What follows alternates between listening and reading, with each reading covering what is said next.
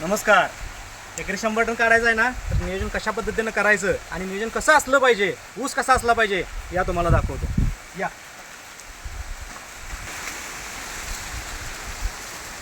या तर आज आपण आलोय आमनापूर. साहेब नाव सांगा आपलं. बाबासाहेब निवृत्ती सावंत, बाबासाहेब निवृत्ती सामंत, आमनापूर, राडेवाडी. राडेवाडी. तर आज आपण इथं आलोय. 100 टन काढायचं आहे ना, कशा पद्धतीने ऊस पाहिजे या दाखवतो तुम्ही. आता हा 4.5 फुटी सरी आहे. 4.5 फुटी सरी आहे.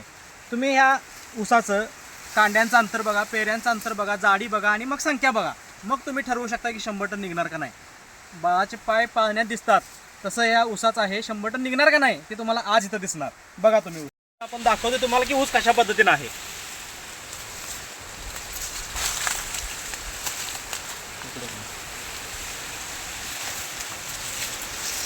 कुठं पण बघा तुम्ही.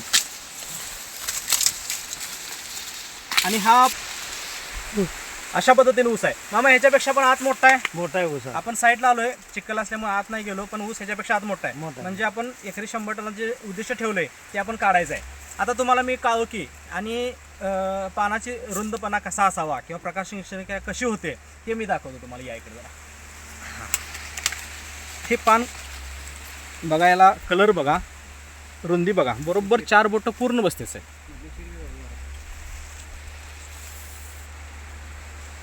असा हा पोत आहे ऊसा. अशा पद्धतीने ऊसाचा पोत आहे. त्यामुळे तुमच्या लक्षात येईल की त्याला वाढ किती फास्ट असेल. एक महिन्याला 3 ते 4 कांडे आपल्या सरासरी वाढतात. 4 कांड्याच्या हिशोबाने केलं तर अजून कमीत कमी ऊस जायला 1 वर्ष अवकाश आहे.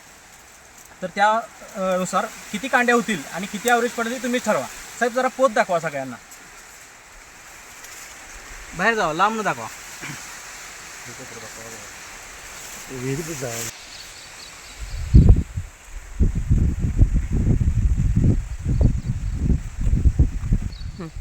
त्यामुळे तुम्ही प्रत्येकानं जर 100 टन काढायचं आहे, आपलं उत्पन्न वाढवायचं आहे, तर आपल्या रासायनिक बरोबर आपल्या अल्युरॉनचं अल्ट्राकॅन आहे 100% वापरा. एकदा वापरून बघा, नंतर आम्हाला सांगा.